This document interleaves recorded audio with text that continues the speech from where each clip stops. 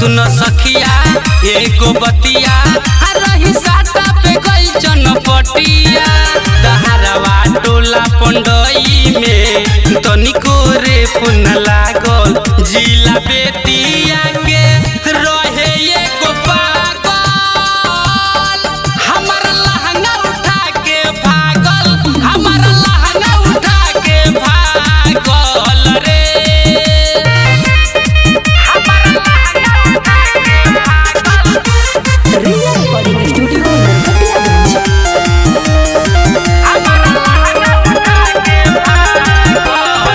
कैल रहनी सुगौली रे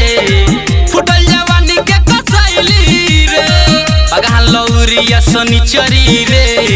सिजा भइल मर थैली रे सिजा भइल मर थैली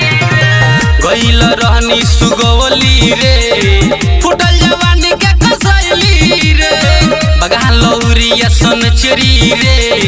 सिजा भइल मर थैली रे अगवे बैठ के देखत रहे अचक में जोश जागल जिला बेतिया के रहे एगो पागल हमारा लहंगा उठा के भागल हमारा लहंगा उठा के भागल रे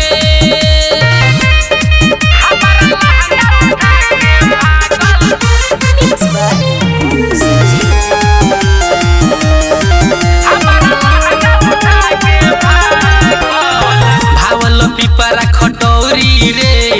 कहेला छौड़ा चाही औरी रे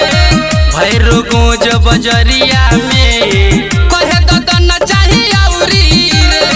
कहे ददन चाही औरी बलथर सिकटा भौरी रे कहेला छौड़ा चाही औरी रे